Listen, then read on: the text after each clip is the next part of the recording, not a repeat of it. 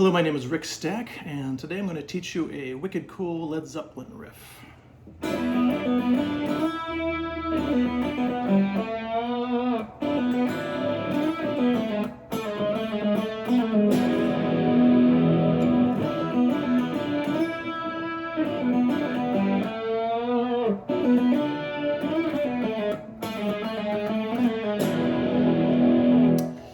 So this riff is called Nobody's Fault But Mine. It's off the 1976 album Presence by Led Zeppelin, and it's actually their 7th album.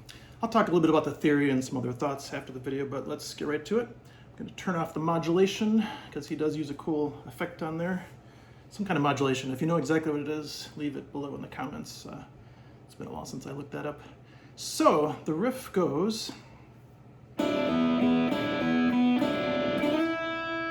So you're starting out here in the 3rd fret of the B string, and you're hitting the open E with it. But first, let's do it without that, since it gets a little clouded in maybe the description for you to figure out.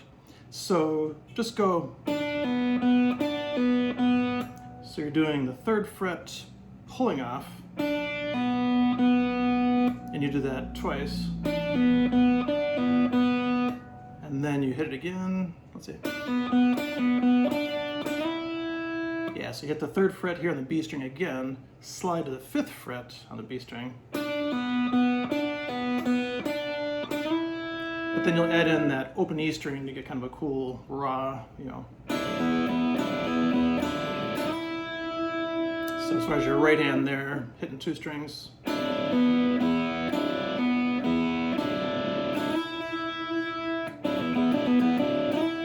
It's interesting, as far as your right hand goes, I go back and forth. Sometimes I like up and downs, kind of a more loose, raw.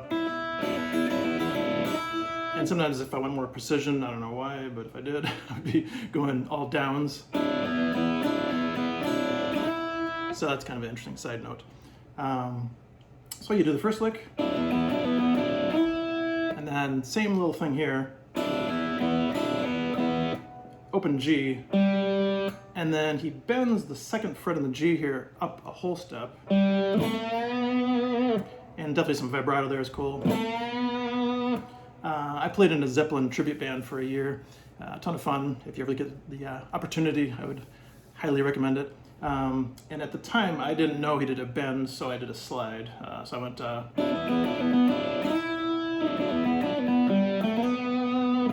but sounds kind of cool too. One of the cool things about music, you can change things. And by the way, Jimmy Page actually got this from somebody else, so we'll talk about that a little bit later. So back to the lick, you do this part,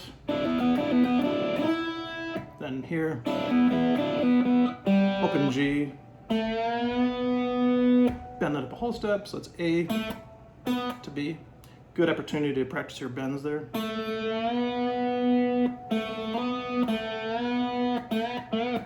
So then, let's see. Then you go back to here. Kind of the same little thing there. Pull off. But then land back on this at the end. And then. So this part is probably, I think, the trickiest when I've showed it to my students, because it's. Now you could use your 3rd finger for that. Sometimes I do that too. I don't know why I keep switching things around when I play it myself. You probably want to decide on one way to do it. The nice thing about doing the 3rd finger here is that you're set up for your 3rd finger in the 3rd fret, 2nd finger in the 2nd fret. But for now, pick whichever way you want. But let's get the notes first. So that same slide, 3rd fret on the B string to 5, open E with it. Pull off there. Now here's the new thing. We're pulling off the 2nd fret to the 1st fret on the G. And then you go.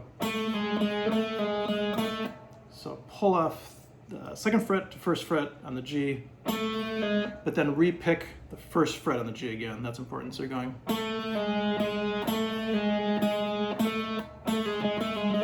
Make sure that's right. Let's see.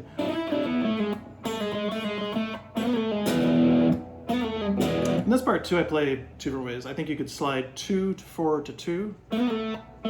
That's cool. Or just 4 to 2. I think he might have done just that.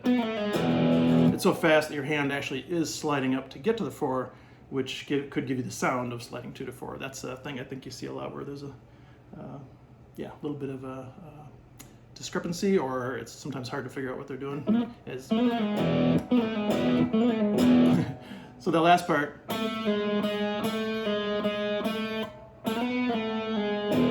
So if you did it that way, you'd be sliding 2 to 4 to 2, immediately pulling off to 1, and